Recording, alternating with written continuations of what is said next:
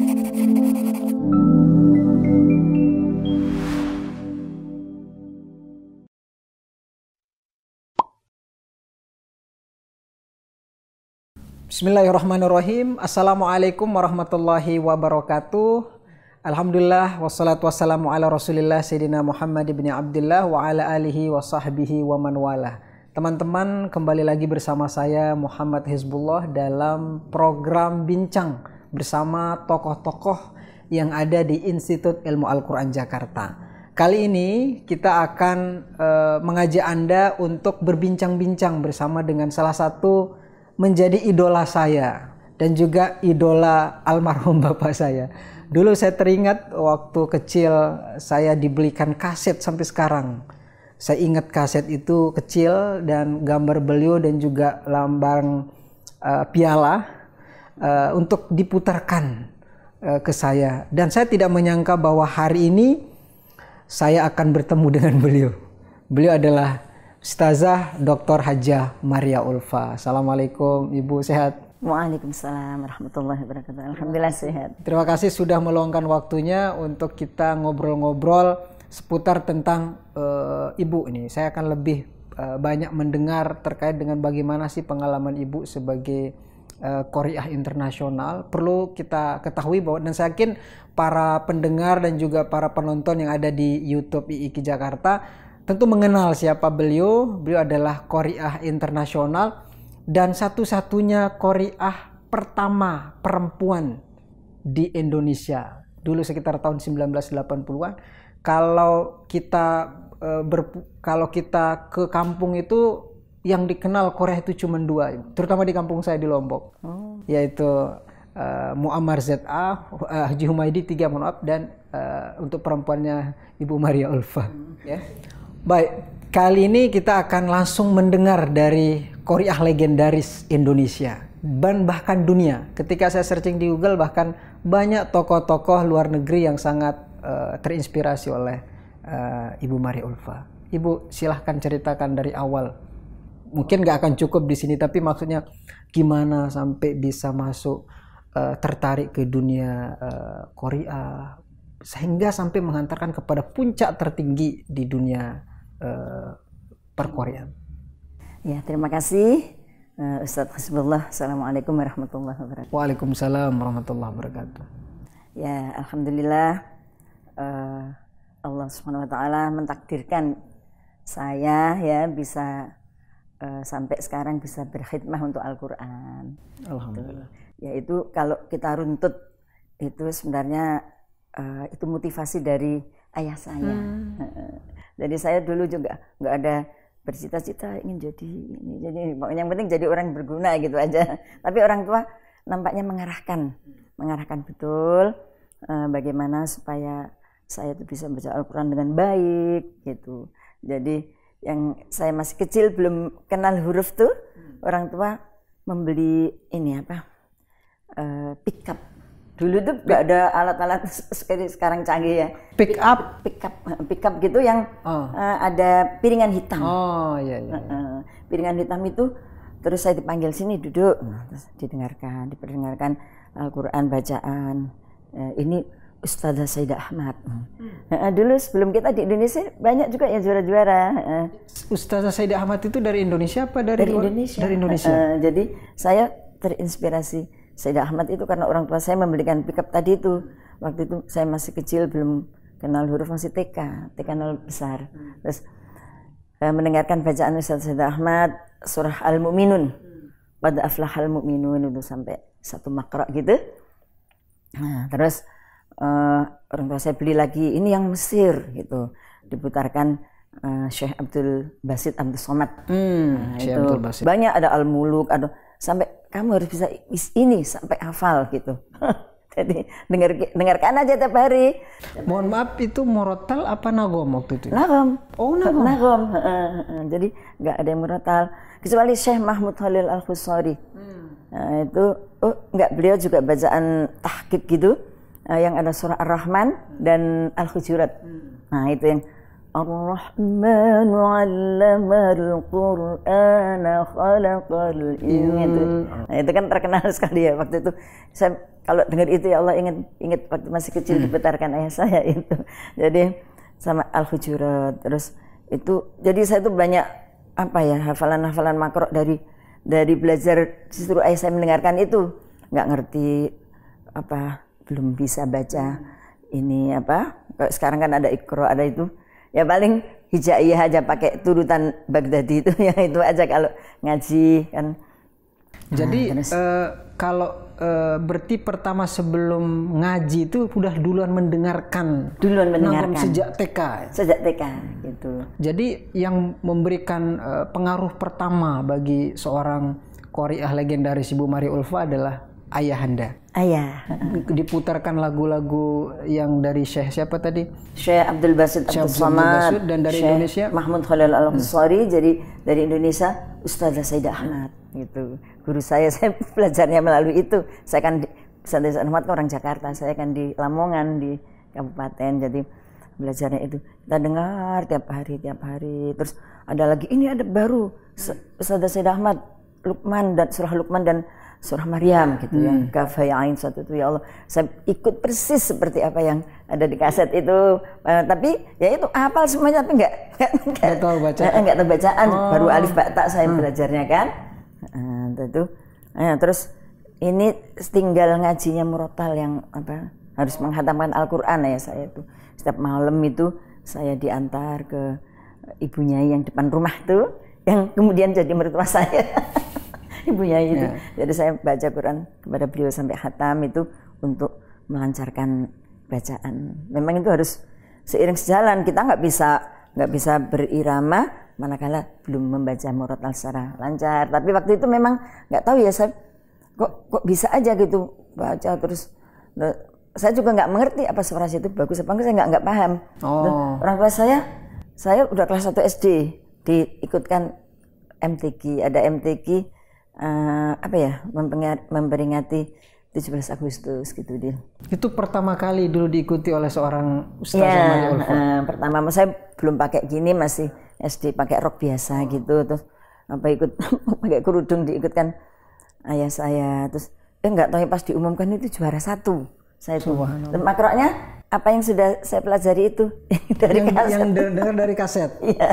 Tapi ayah saya yang nyimak setiap hari dibetulkan ayah saya gitu. Tapi dari kaset itu komposisi lagunya apa? Tapi saya nggak ngerti apa Bayati apa nggak ngerti pokoknya melantun aja gitu. Jadi mengenai lagu Bayati, Sika, Koro itu belum tahu waktu itu. Belum. Itu kemudian pas sudah apa tahun berapa itu ya baru mulai bisa itu tahun 75-an itu. Sekitar berapa tahun jaraknya dengan maksudnya dari TK mendengar siapa yang mengajarkan secara langsung selain dari mendengar musik dan dengar dari kaset?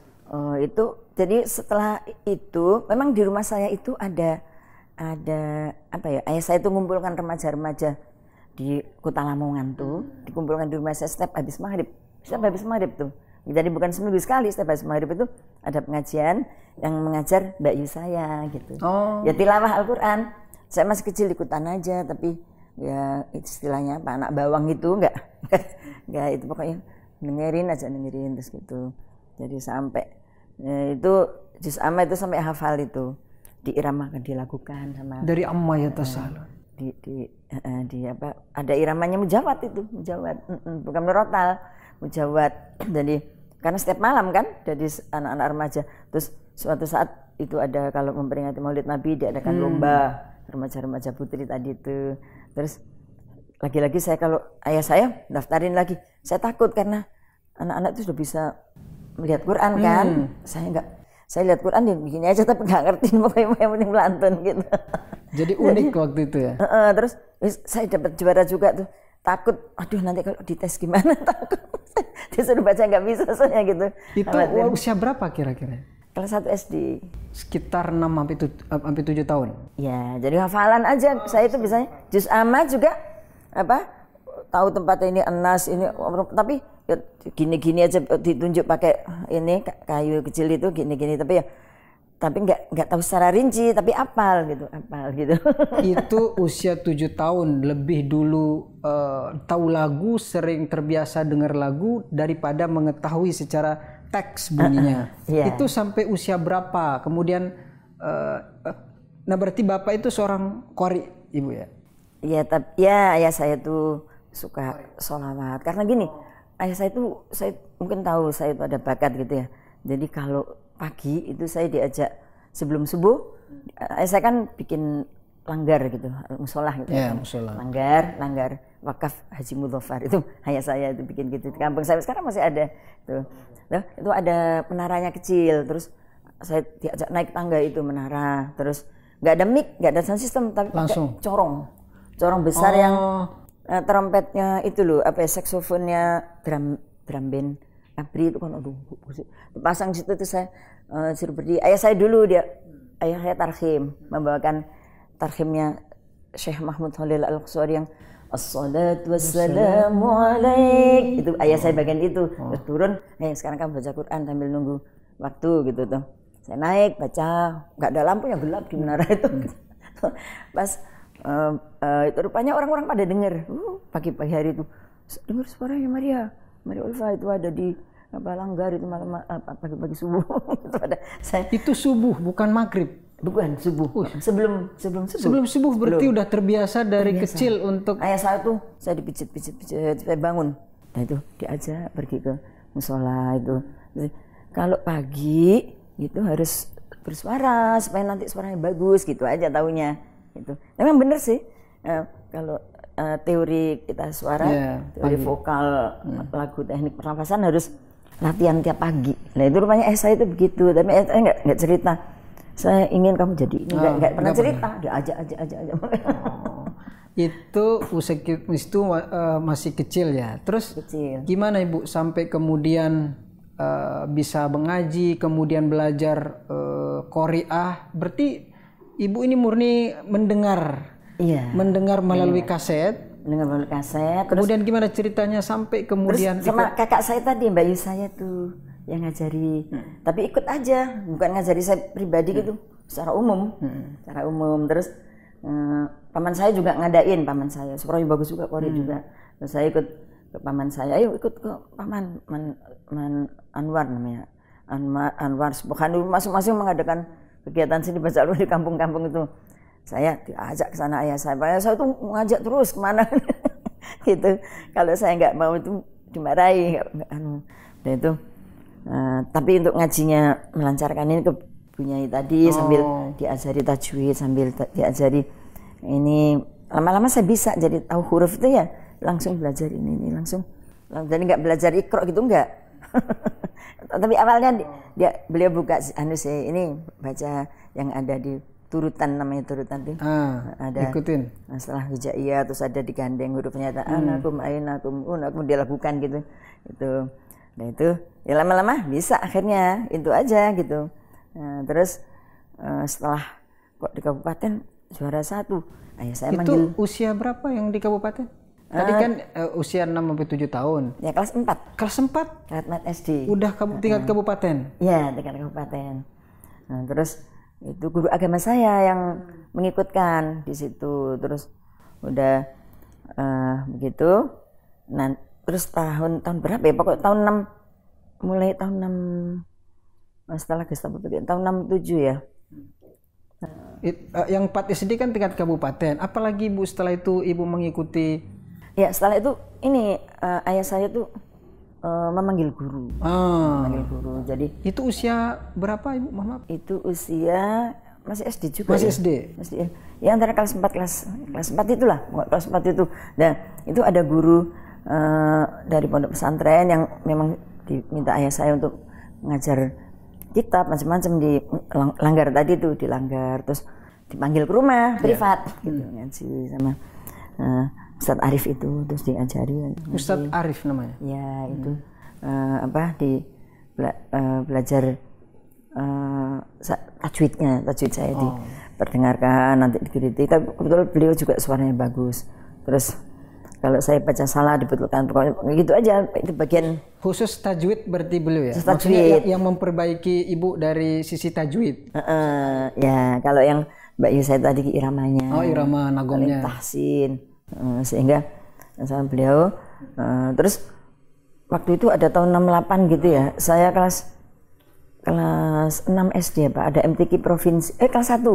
Kelas 2 SMP. Kelas 1 SMP. SMP berarti dari 4 SD baru naik lagi ke SMP. Ya, itu untuk tingkat provinsi. Karena tahun 68 itu ada MTQ nasional di Makassar. Baru mulai MTQ pertama kan. Terus udah itu yang tadinya kalau juara kabupaten nggak pernah dikirim kemana-mana, ya udah pokoknya sampai mentok kabupaten. Sampai kabupaten. Udah itu terus dikirim ke provinsi Jawa Timur. Waktu itu saya kelas 1 SD, SMP. Terus di Jawa Timur itu ya baru pertama kali belum dapat juara. Jadi baru pertama kali itu kita dikirim untuk golongan kanak-kanak ya, pelajar gitu, golongan pelajar. Terus sampai tahun dari 68 73 saat saya baru bisa juara 1 provinsi Jawa Timur. Jadi yang di Makassar belum dapat waktu itu? Belum dikirim ke sana, belum. Itu belum dikirim ke sana? Belum. Jadi karena di Jawa Timur di provinsi nggak dapat. Oh iya. Jadi nggak terkirim ke nasional. Harus satu perwakilan. Terus tahun 1970 itu usia itu kelas berapa? 73. Itu sekitar SMA atau SMP? Tahun 73 ini saya dipesantrenkan oleh ayah saya. Oh, berarti udah selesai SMA? Pokoknya enggak. Oh, masih? Jadi saya tamat SD itu sekolah di Mu'alimat Nahdlatul Ulama di Lamongan. Terus saya dulu itu Mu'alimat 4 tahun gitu ya. 4 tahun. Terus saya oleh ayah saya, karena kalau melanjutkan setelah Mu'alimat 4 tahun itu harus ke Malang, ke PGA. Udah kamu ke pondok saja, terus pondokkan di Tambak Beras, Jombang. Nah, itu dapat di mana tadi yang Jombang itu? Yang Jombang, yang tingkat provinsi. Jadi provinsi Jawa Timur. Terus karena saya di Jombang itu ternyata ada guru-guru juara nasional yang ngajar. Ada tilawah khusus, ada Ustadz Solehuddin, ada Ustadz Yusuf Dawud, ada Ustadz Salim Abud Abdad, Ustadz ya itu juara-juara internasional itu. Ustadz Solehuddin itu juara 2 di MTQ Internasional Malaysia. Jadi ayah saya itu cari di mana ada pondok pesantren yang kira-kira diajar tilawah Al-Qur'an, terus dapatnya di Tambak Beras itu, saya mondok di sana. Dan dapat juara provinsi terus? Iya. Terus di provinsi Jawa Timur juara 1, dikirim nasionalnya di Mataram. NTB? NTB. Belum lahir kali Ustadz ya? Tahun berapa? 73. Oh, sebelum lahir. Belum lahir Ustadz ya. Di Mataram? Di Mataram. Saya ikut tingkat pelajar, tapi tingkatannya sanawiyah, tidak SD lagi, sanawiyah udah. Oh, itu masih sanawiyah yang tingkat nasional? Subhanallah. Kan di pondok itu. Enggak.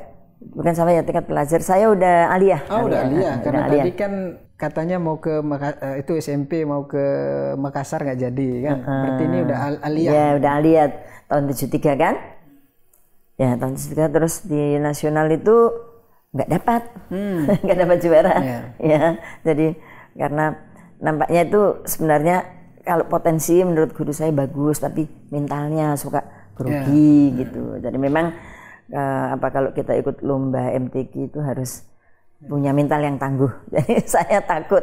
Jadi nggak cukup hanya punya kemampuan di MTQ itu, tapi juga harus memiliki mental yang tangguh. Ya itu memang. Jadi nggak nervous, nggak grogi, harus begitu. Dan itu pertama kali tingkat nasional diikuti oleh ibu di Mataram waktu itu di NTB. Tahun 73. Terus tahun 73, tahun 74 nih di Jawa Timur ini. Tahun 74 saya udah tamat aliyah kan. Terus ke IAIN Sunan Ampel Surabaya. Oh iya, saya pernah baca itu riwayat. Di Sunan Ampel Surabaya tahun 74 itu saya kan baru proses kuliah ini saya nggak ikut MTQ. Makanya tahun 75, 76 mulai lagi. Terus udah ke dewasa juara 3. Tingkat nasional? Bukan di provinsi. Oh, di provinsi, masih di provinsi. Jadi nggak ke nasional.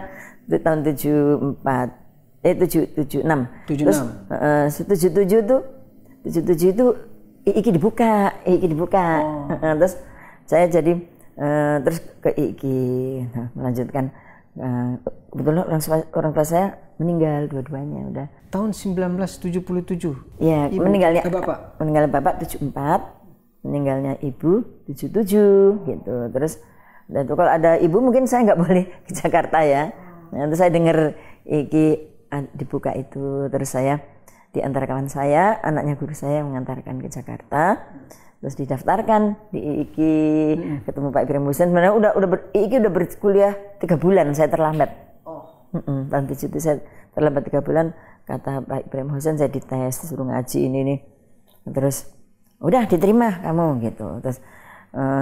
Terus ya udah langsung saya masuk asrama di IIKI. Nah, terus tapi di IIKI itu karena waktu itu kan semuanya wajib 30 juz. Menghafalnya kan, ya, betul. Nah, terus awal-awal jadi nggak boleh kemana-mana, ikut MTQ nggak boleh. Nggak ada waktu. Ya, tapi akhirnya dari Pemda DKI itu audiensi dengan Pak Rektor, Pak Ibrahim Hussein, pokoknya minta saya ikut MTQ gitu. Jadi mewakili akhirnya ikut di Provinsi DKI dari Jakarta Selatan, terus di DKI juara 1, terus dikirim ke nasional. STQ. Nasionalnya di mana, Ibu?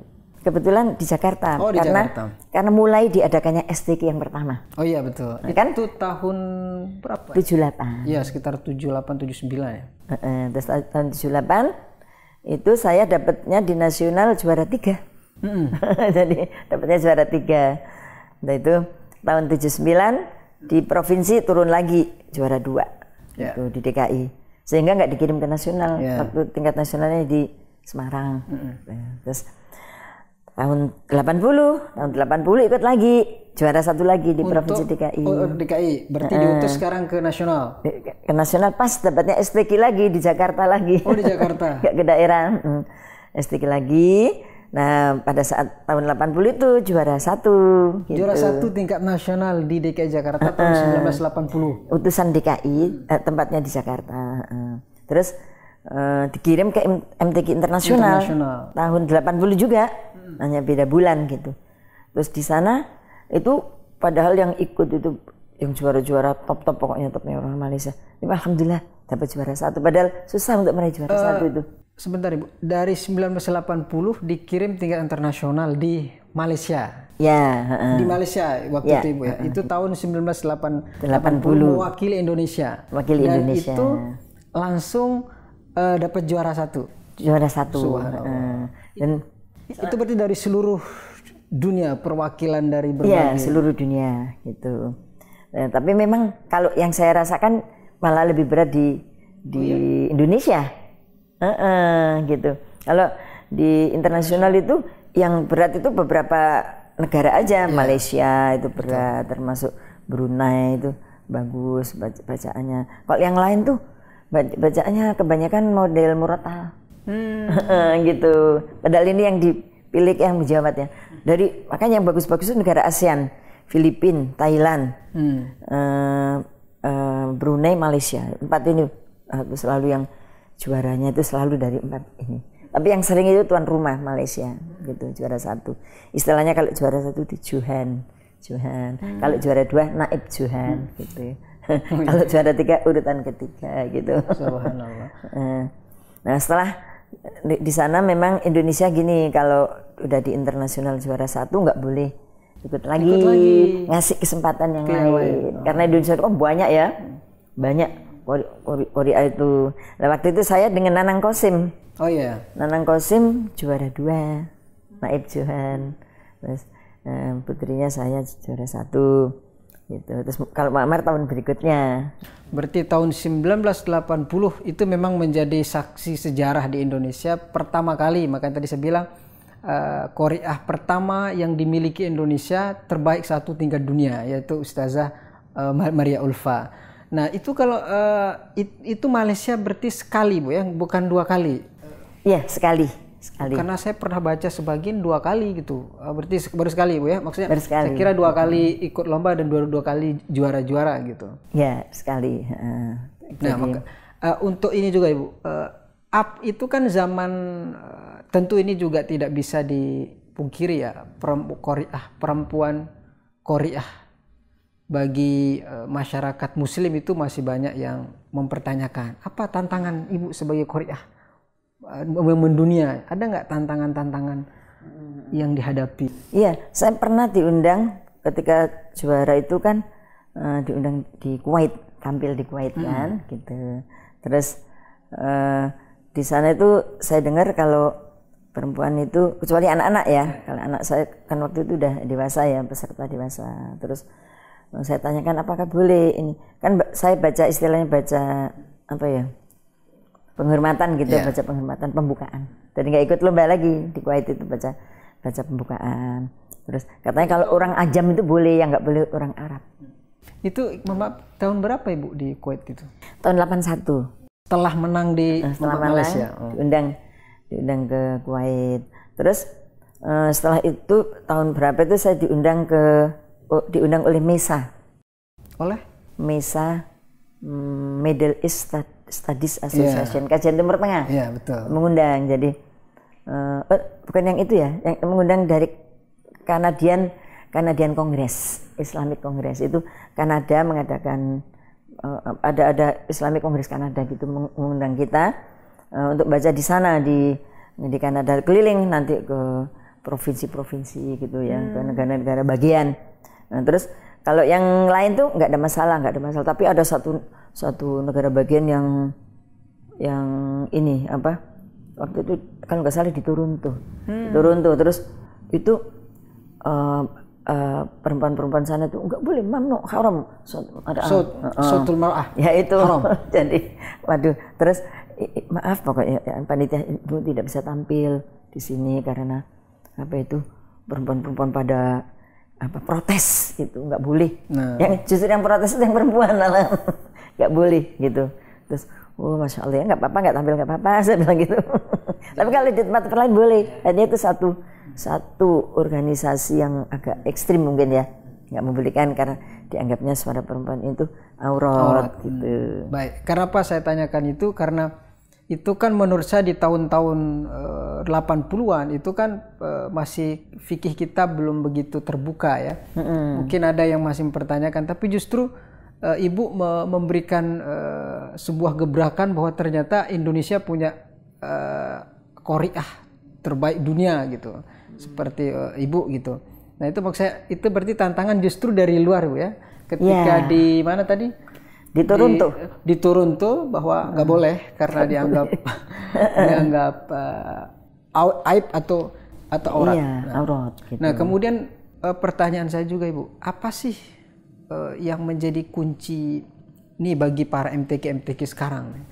Apa sih yang menjadi inti kita itu menjadi unik atau menang di sebuah perlombaan? Karena saya yakin suara yang punya banyak sekali yang punya suara bagus. Anak-anak sekarang suaranya Masya Allah. Betul, banyak sekali. Tapi tinggi. Iya, tinggi, powernya tinggi, kemudian jadi suaranya juga bulat, beda-beda. Apa menurut Ibu yang paling penting selain suara yang menjadi penentu? Kalau di Indonesia ini biasa, pokoknya baca, terus apa itu makna, apa itu ayat-ayat tentang perintah gitu, apa itu nggak begitu memperhatikan, yang penting dilantunkan aja ayat itu, apa itu ayat siksa, ayat tentang surga, tentang apa itu, pokoknya yang penting berlantun. Itu lagunya memenuhi kriteria bayati, soba, hijaz, nahawan, ros, jiharka, yang penting udah masuk semua variasi itu udah bisa juara, asal suaranya tinggi, bacaannya benar, nggak salah. Ya, tapi kalau di negara Arab rupanya sangat memperhatikan ini keserasian makna dengan irama. Zuk. Yaitu sangat memperhatikan lah. Anak-anak kita sampai ya Allah kenapa ya betul nafasnya. Termasuk kemarin dari NTB ini siapa? Si Samsuri Firdaus. Bulan. Oh, yang terbaru. Wulandari. Oh, Wulandari. Siapa yang Wulandari? Waktu itu kebetulan saya juri MTQ internasional. Terus Wulandari ini, masya Allah suaranya luar biasa gitu. Terus, tapi memang di situ dia ada kekurangan gitu. Jadi di Malaysia itu setiap lagu harus empat lantunan. Setiap lagu bayati gitu harus ada 4 model.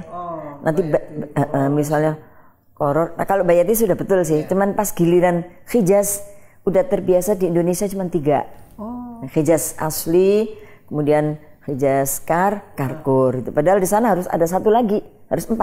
Apa yang dia? Ya, bebas apa aja kan lagu itu kan banyak itu. Kalau induknya 7, maqamat Arabiah itu untuk dilantunkan itu 7. Tapi setiap lagu itu punya cabang variasi lah. Itu nggak boleh itu aja variasinya, harus 4 lantunan itu berbeda corak gitu. Jadi setiap lagu harus 4 corak. Waktu itu saya dilatih oleh Pak Kiai Azra'i Abdul Rauf. Kiai Haji Allah Azra'i. yarham ya beliau al-maghfur lah. Itu Masya Allah. Ini harus 4, tapi saya nggak ngerti peraturannya ya. Pokoknya 4 model, 4 variasi dibimbing sama beliau tuh. Gitu. Oh ya, jadi ya itu sudah bisa memenuhi kriteria asal suaranya bagus, bacaannya benar, dzuknya masuk. Jadi penghayatan makna, misalnya ayat tentang siksa, siksa itu nggak boleh banyak cengkok. Misalnya azabun alim gitu kan, kita nggak boleh azabun alim, nggak boleh. Jadi nggak sesuai gitu. Sesuai siksa yang pedih kok dibikin harus. Misalnya pas lagu Ros ya kita buat variasi yang tidak meliuk-liuk itu. Misalnya azabun alim misalnya gitu, jadi sedih pokoknya. Nah itu di internasional itu sangat memperhatikan itu. Jadi selain power, selain suara bagus, tapi zouk itu menjadi penghayatan irama dan makna. Nah itu harus pas gitu. Terus jadi guru saya ngajarkan seperti itu waktu itu di MTQ internasional. Nah, terus saya ingin diterapkan di Indonesia, tapi di Indonesia masih belum menerapkan itu. Betul. Nah, ini pun yang ingin jadi pertanyaan itu kan, kalau yang zouk itu juga butuh kemampuan tambahan dalam arti dia paham makna Al-Quran, juga tahu apa kandungan Al-Quran, tahu tafsir Al-Quran. Ini mungkin jarang bersatu gitu. Jadi saya lihat Korea itu juga akhirnya hanya sekedar untuk lomba-lomba yang untuk menang power-poweran. Jadi yang paling kuat powernya justru dia dianggap menang. Masya Allah, itu kalau di MTQ nasional, ayo terus aja suaranya tinggi gitu. Allah itu luar biasa. Apa itu maknanya? Tidak serasi apa, pokoknya yang penting suara tinggi, nafas panjang, ini mesti yang baik. Jadi kalau resep Ibu Maria Ulfa itu bahwa nggak hanya itu, tapi juga zouk, penyesuaian makna, hayat itu kayaknya kalau lebih nyentuh tekanan irama, kayak ketukan fonetik, kalau fonetiknya. Kalau dulu pernah diajarkan ilmu fonetik ya, jadi tekanan itu. Ini ayat perintah gitu, mesti harus tegas gitu. Ayat ayat tegas itu perintah-perintah hukum-hukum yang itu bisa gitu. Baik. Nah, kemudian saya juga ingin bertanya nih ke Ibu terkait dengan nagom. Sempat dulu heboh di Indonesia tentang beragam nagom di Indonesia itu. Nagom, boleh nggak sih kita menggunakan nagom yang di luar nagom yang cukup populer Arab? Menurut Ustazah Maria gimana? Ya memang ada sebuah hadis ya, tapi hadis ini sanadnya dhaif. Yang iqra'ul Qur'ana biluhunil Arab wa aswatiha itu kan. Nah, itu ya kalau untuk fadhailul a'mal bagus kan, bagus saja. Tapi kalau sebagian orang nggak mau hadis itu gitu. Iqra'ul Qur'ana biluhunil Arab. Kalau menurut saya tuh dia benar dengan dzuk Arab karena memang teksnya bahasa Arab kan. Jadi nanti bisa pas dengan tajwid gitu. Tapi kalau diiramakan selain lagu Arab itu nggak kena kalau menurut saya itu. Memaksakan tajwidnya jadi nggak pas. Ketukannya nanti itu lompat-lompat jadi bisa berlebih nggak pas. Tapi kalau dengan Arab itu pas gitu. Saya tuh pernah itu diundang di Haverford College di Amerika Timur. Terus itu dihadiri Profesor Mahmud Ayub. Beliau orang yang ganteng tapi cacat netra. Guru besar Profesor Mahmud Ayub itu ahli tafsir. Terus beliau berbicara gitu. Beliau ingin saya membaca Al-Quran jangan lagu yang tadi itu. Saya udah baca kan.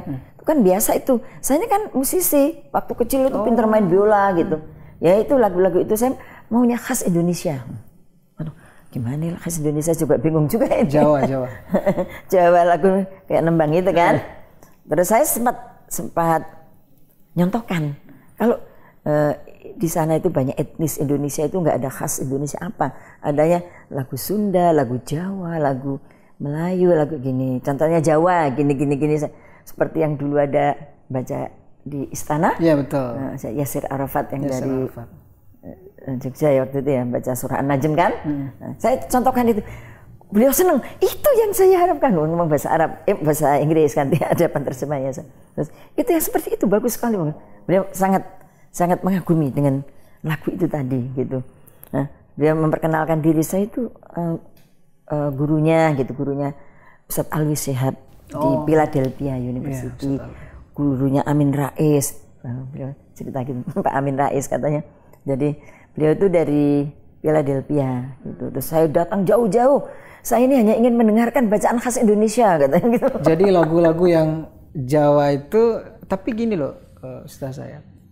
Kalau tajwidnya misalnya benar dengan lahjah Jawa, tapi misal apa itu ya, lagu Jawa itu tapi tajwidnya benar itu. Bismillahirrahmanirrahim. Ya gitu ya.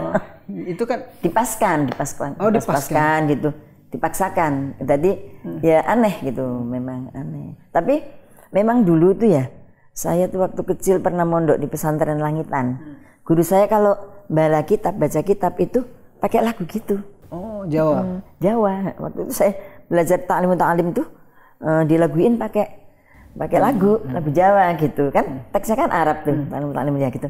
Enak aja. Makanya saya kalau dengar gitu inget waktu kecil mondok di Langitan gitu. Gitu sama Mbak Yevake guru saya itu yang Jadi lebih baik pakai lagu Arab ya. Itu kayaknya lebih menyentuh. Kata Ibu Maria lebih karena memang Al-Qur'an juga menggunakan bahasa Arab. Ya. Nah, cuman gini kalau memang karena budaya dia memang tidak bisa Arab. Diajari Arab ya keluarnya begitu aja. Diajari lagu bayatik ini jadinya nembang aja. Saya punya murid asli dari Jogja, terus saya ajari murotal aja nih, tapi kok keluarnya kayak nembang ya. Saya ajari musik Bismillahirrahmanirrahim. Saya bilang Bismillahirrahmanirrahim. Bismillahirrahmanirrahim.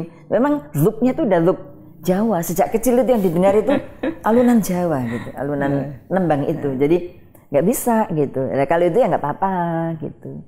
Nah, tapi kalau sengaja dibikin itu malah ya kurang pas gitu menurut saya itu gitu. Baik. Nah, kemudian pertanyaan mungkin terakhir Ibu, kedua belum terakhir.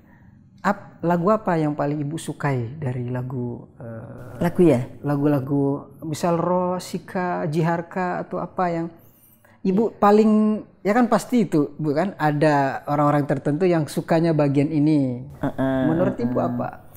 Iya, memang masing-masing lagu itu enak. Tergantung yang melantunkan. Ya, betul. Tadi saya itu kalau mendengarkan musik Umi Kulsum. Umi Kulsum. Umi Kulsum itu Masya Allah, nyanyinya, musiknya enak gitu. Nah itu untuk melatih dzuk supaya bacaan kita bisa syahdu harus sering mendengarkan Umi Kulsum. Nah, saya mengambil dari musiknya itu, nanti saya ambil untuk membuat irama-irama. Oh bisa Ibu ya? Irama bisa, ya itu justru sumbernya dari itu. Nanti kita terapkan, dipaskan dengan tajwidnya. Justru jadi kalau kita nggak pernah mendengarkan itu, justru penghayatan dzuknya itu kurang. Justru dari musik Arab gitu. Jadi dari musik Arab itu Masya Allah itu kaya Umi Kulsum itu variasinya. Situ ada makom seperti kalau kita ingin belajar soba itu nggak kurang begitu digemari anak-anak itu kurang. Karena apa? Karena nggak pernah mendengar. Begitu kita putar lagu Umi Kulsum judulnya Huwa Sahih itu, Masya Allah, aduh enak rasanya ya Allah, menyentuh gitu. Terus itu kita ambil musiknya diterapkan di soba itu supaya bisa pengayaan variasi. Itulah ini anak-anak kurang mendengar maksudnya. Jadi anak-anak ini saat ini yang sering itu belajar dari guru itu persis apa yang ada itu. Jadi harus bisa mengembangkan sendiri supaya bisa berimprovisasi, harus banyak mendengarkan musik Arabia, tapi yang klasik, yang Ummi Kulsum. Jangan yang musik-musik disco yang gitu-gitu, musik Arab yang gitu bukan, tapi yang klasik, yang Ummi Kulsum asli itu. Nah itu kita bisa ambil untuk variasi-variasi gitu. Kata guru saya tuh ya, qori-qori Mesir itu begitu. Setiap qori itu berbeda. Karakter bacanya itu beda dengan qori Abdul Basit, berbeda dengan Mahmud Sahad, berbeda dengan Ramadan Hijaz Al-Hindawi, Syekh Nu'aina, beda-beda. Masing-masing punya karakter. Dan mereka rupanya menggali dari musik-musik itu. Dan di rumahnya tidak hanya musik Ummi Kulsum, malah Beethoven, musik-musik Beethoven itu dia bisa ambil, gitu, diterapkan. Gitu. Baik, jadi salah satu cara mendapat inspirasi baru untuk mungkin memperkaya daripada lagu-lagu yang sudah ada, tapi diimprov itu banyak-banyak dengar musik ya. Iya. Musik-musik yang mungkin musik-musik asli seperti dari Ummi Kulsum ya. Itu dari sisi irama ya, dari sisi irama, dari sisi nazamnya, tapi dari sisi bacaan Arab itu juga harus banyak mendengar murattal juga.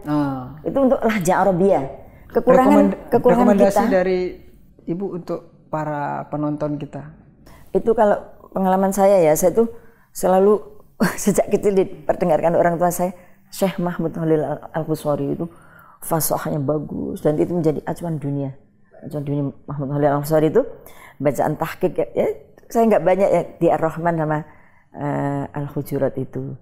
Terus ada murattal Syekh Mahmud Khalil Al-Quswari. Sahdu bacaannya. Syekh Siddiq Munsyawi juga saya punya yang Ar-Rahman tadi itu siapa? Ar-Rahman itu Mahmud Khalil Al-Quswari. Itu fasahahnya tuh bagus. Jadi untuk melatih supaya pengucapan lahja Arabianya itu nampak. Karena banyak itu yang iramanya bagus, bacaannya juga benar, tapi kurang lahja Arabnya itu. Lahja Arabianya itu nggak nampak gitu. Lahja Indonesianya masih kental. Iya gitu. Lahja daerahnya masih. Baik. Ya kayak kita belajar ngomong bahasa Inggris kan harus lahjanya itu lahja Inggris betul ya. Itu yang latihan gitu itu yang perlu ditingkatkan. Gitu. Baik, terima kasih Ibu. Terakhir sekali ini, pengalaman Ibu kok menjadi qori'ah dari, saya pernah baca itu dari Amerika, di mana di seluruh dunia pernah ngaji di mana-mana. Apa pengalaman paling unik secara singkat Ibu, menarik selama Ibu berkeliling membacakan, tentunya dengan kaset yang tersebar di mana-mana. Ibu kan saya pernah dengar, bahkan perlu saya sampaikan juga di perpustakaan di Barat itu juga nama Ibu Maria Ulfa itu ada mengabadikan tentang sosok dari qori'ah legendaris.